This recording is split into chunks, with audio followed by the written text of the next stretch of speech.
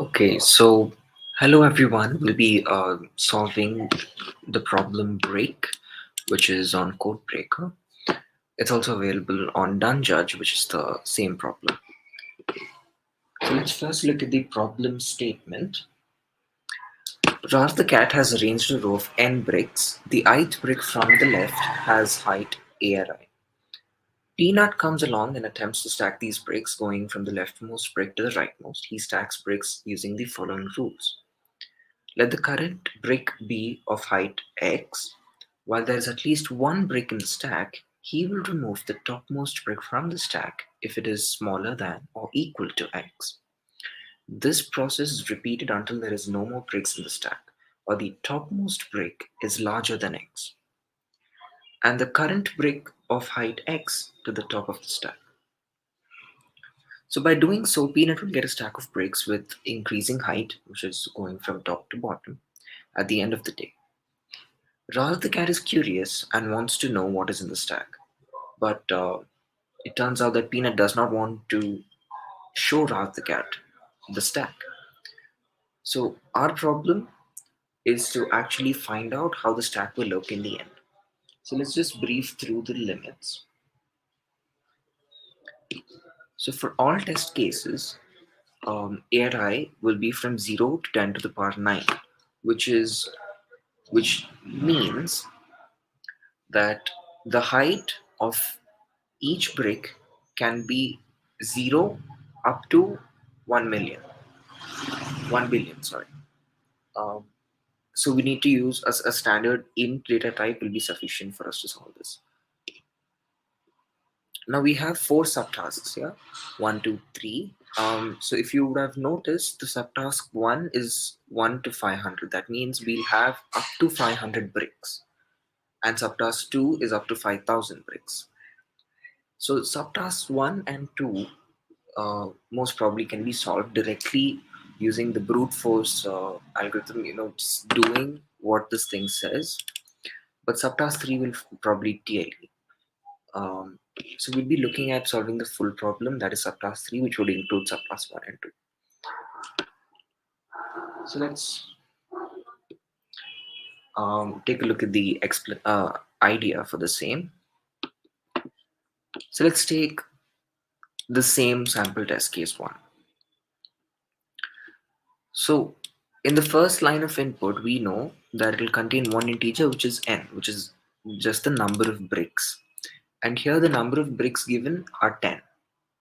And the second line will contain the height of each brick.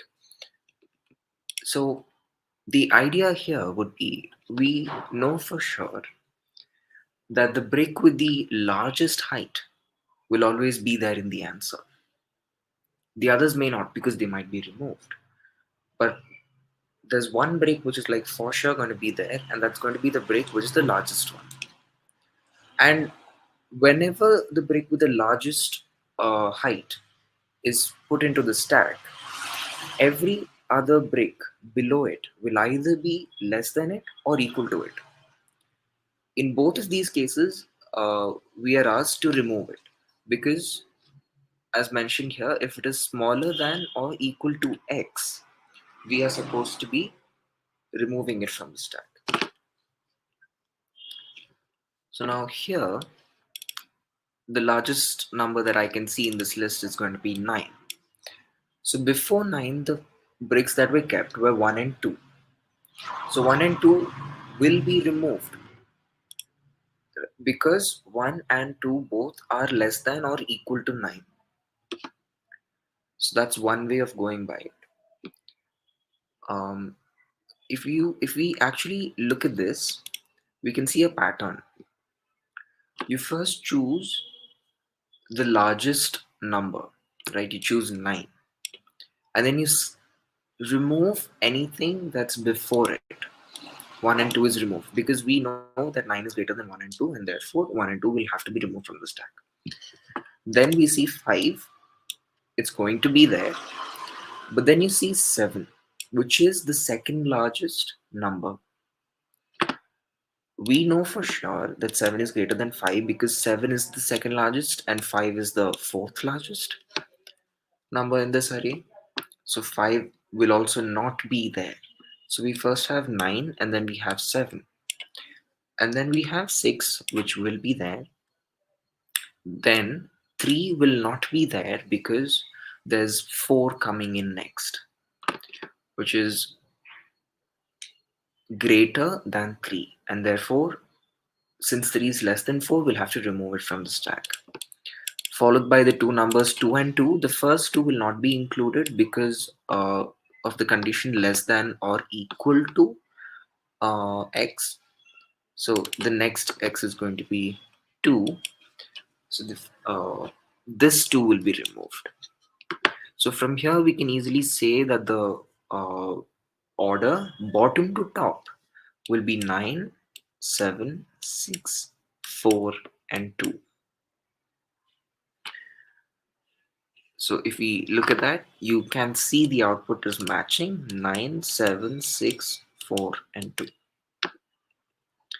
Let's actually run through this test case again, the sample test case 2.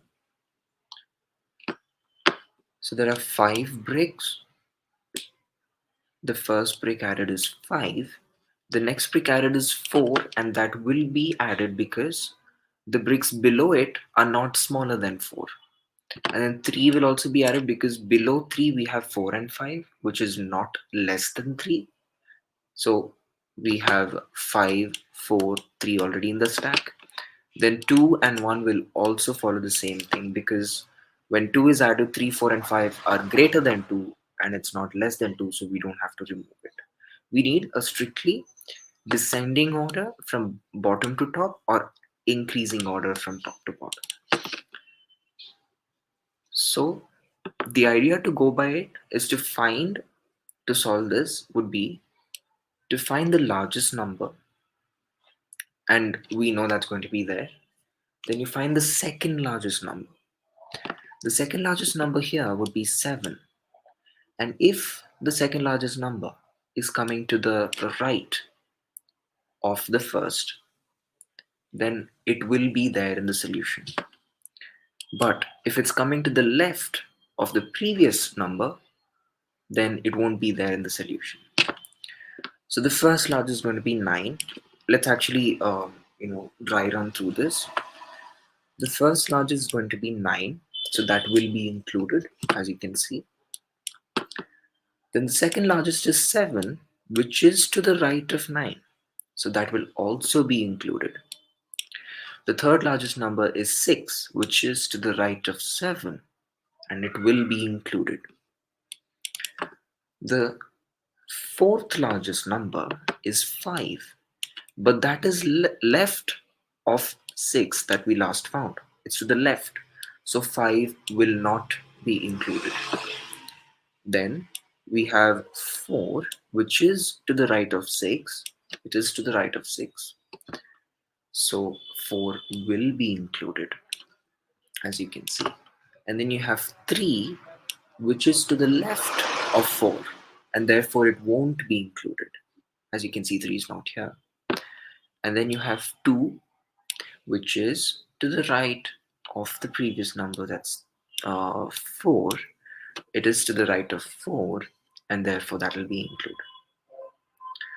Now, one point to note here would be if you have repeated numbers like 2 in this case, you have to consider the 2 in the last position, because you have a 2 here and you can tell me that 2 is to the left of 4 and therefore you should not include it.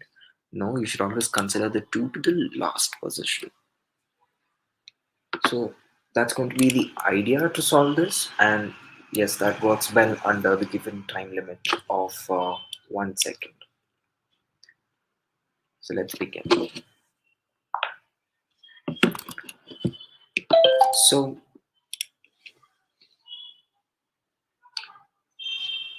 let's brief through the input format here.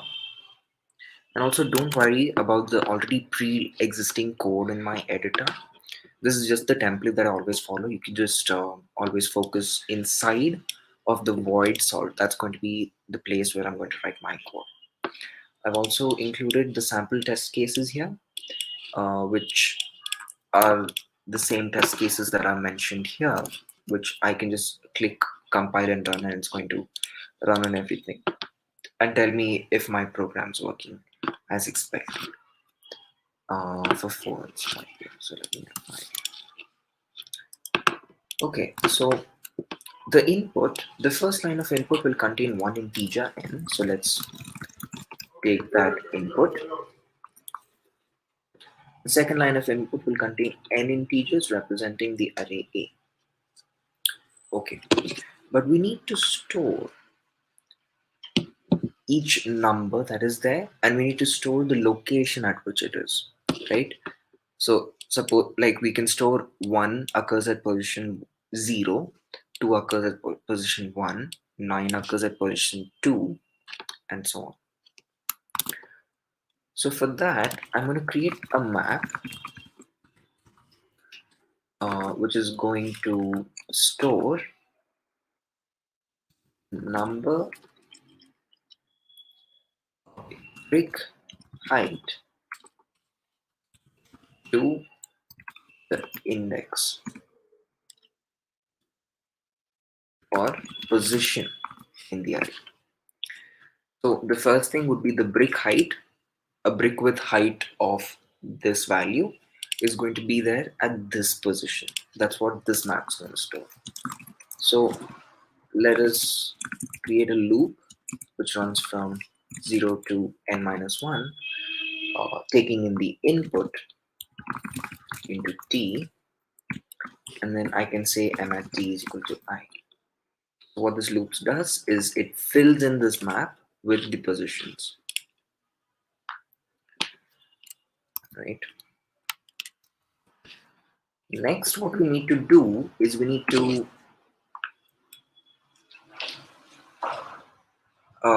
initialize a variable called previous location. Is going to be the location that we last compared with. For example, over here, when I told you 9, we were comparing with 9, but the next number was compared with 7, the next number was compared with 6. So we need to know the location there. So that's going to be -1. I'm also going to be whatever answer I get. So the order in which we are going is from left to right. We're going to get the answers 9, 7, 6, 4, and 2. But then we need to print it the other way around, from right to left. We need to print it as 2, 4, 6, 7, 9. So I'm going to be storing it into a vector, and then I'll be traversing through it from the end and printing out my answer. Okay. Another feature in C++ about the map data structure here is that it stores the elements or the heights in ascending order already for us. Like, we don't have to sort it in ascending order because we'll be going to the largest number like 9, 7, 6. But this is going to be stored for us in the ascending order. So we need to traverse through it in the descending order, so we don't have to store it we don't have to sort it manually. So I'm going to go through the map from the end, right? As long as doesn't reach the end, I'm going to keep the loop running and I'll be incrementing it every time. If it second, that means the position of the element we are in. If it is to the right of the previous location, as I said, if it's to the right, if it's to the right, it means if it's greater than previous location. If it is greater, we have to add it to our answer. So I'm going to be answer.pushback. I'm going to add the height. That's what we need to print. We compared the location, and the height is stored in the index of the map, right? Then I change the previous location to the new location. With that, we've actually got the answer. Now I just need to print it from the reverse order, right? So what I do is I'll say int I is equal to answer dot size minus 1. As long as I is greater than or equal to 0, I'm going to continue to subtract it, and then I need to print the values given there. Let's try and run it. Let's see if we have any errors. And I see that everything's working fine. I'm gonna copy, let's submit the same code just to show you that it works.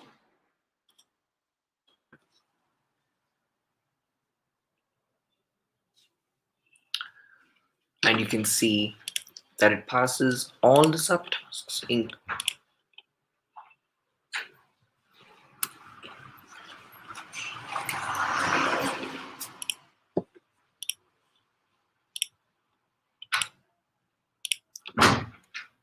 including the largest ones with very negligible time.